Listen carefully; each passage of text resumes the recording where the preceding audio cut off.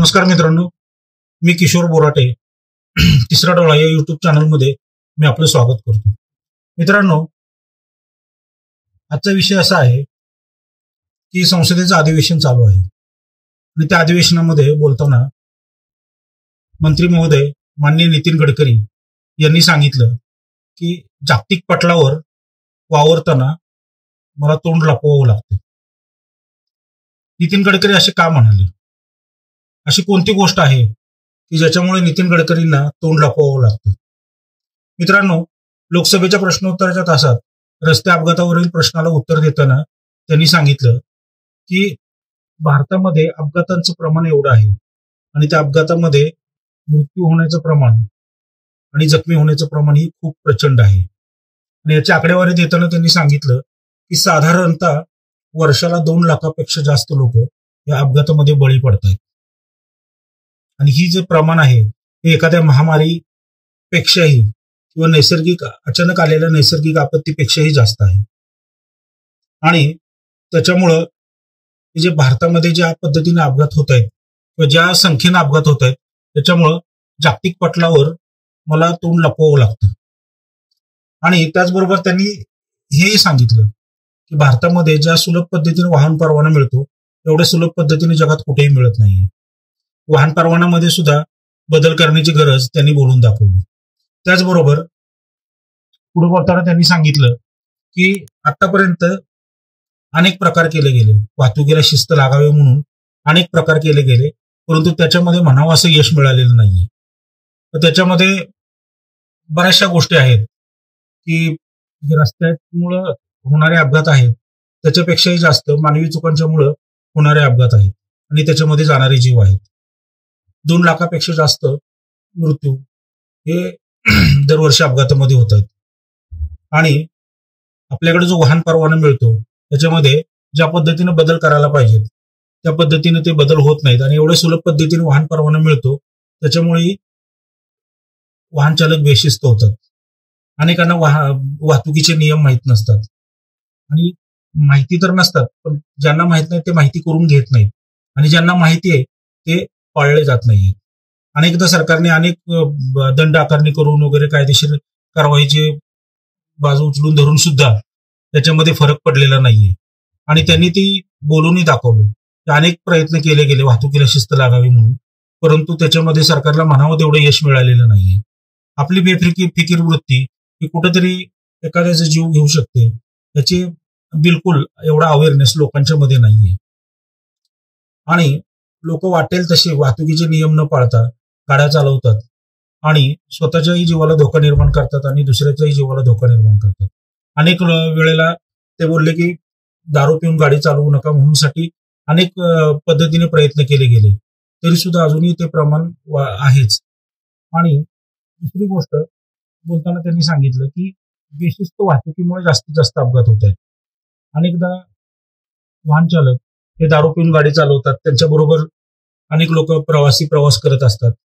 खाजगी वाहनांच्या मधून जी प्रवासी वाहतूक होते त्याच्यामध्ये बऱ्याचदा दारू पिऊन गाडी चालवली जाते किंवा स्वतःच्या गाड्या घेऊन जे लोक फिरतात त्याच्यामध्ये बऱ्याचदा कुटुंब बरोबर असतं, आई वडील असतात, बायका पोरं असतात, छोटी छोटी मुलं असतात आणि हे कुटुंब आपल्या बरोबर आहे आणि वाहन चालकाला ह्याचं भान नसतं की ह्या बरोबर जे प्रवास करतायत त्या प्रवाशांचा आपल्यावर पूर्णपणे त्या प्रवाशांची जबाबदारी आपल्यावर आहे.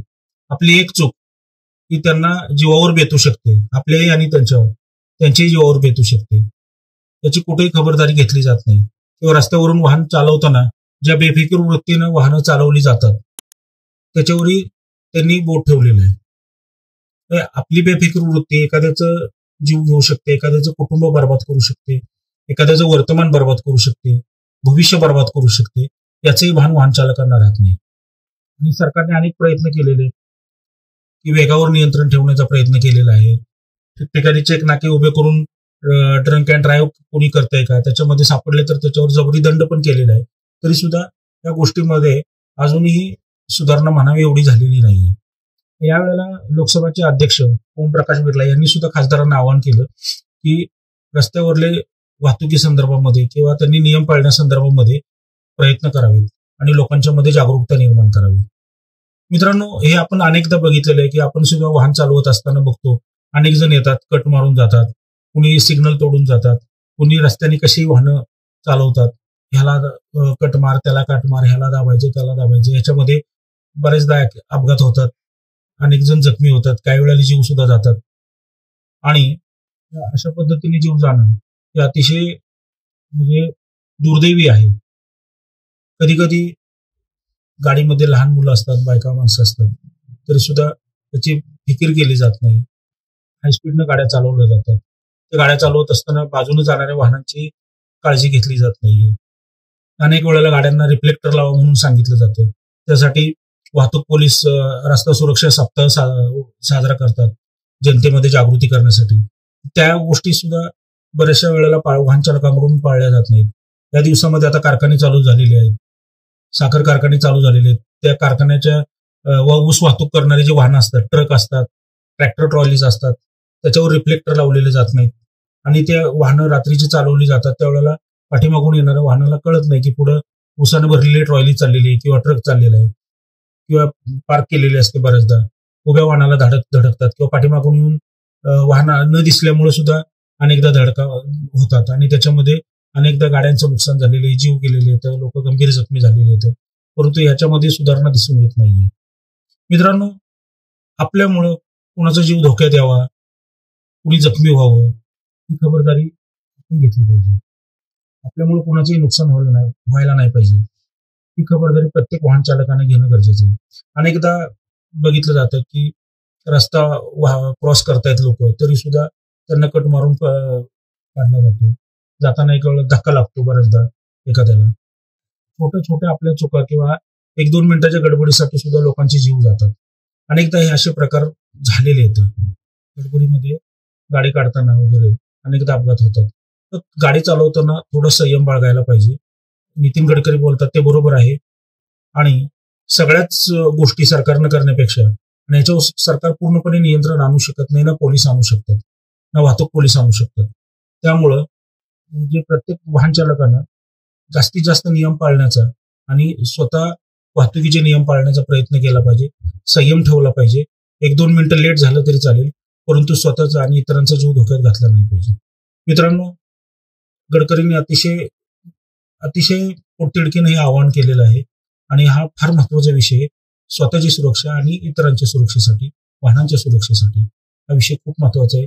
आपल्यामुळे एखाद्याचा जीव गेला तर त्याचा जीव जातो, पण त्याच्यावर अवलंबून असणारे जे त्याचं कुटुंब आहे हे बर्बाद होऊन जातं. त्यामुळे आपली छोटीशी चूक हे एखाद्या कुटुंब उद्ध्वस्त करू शकते, एखाद्याचा जीव घेऊ शकते. ही खबरदारी बाळगून आणि तेवढा अवेअरनेस ठेवून आपण वाहन चालवलं पाहिजे.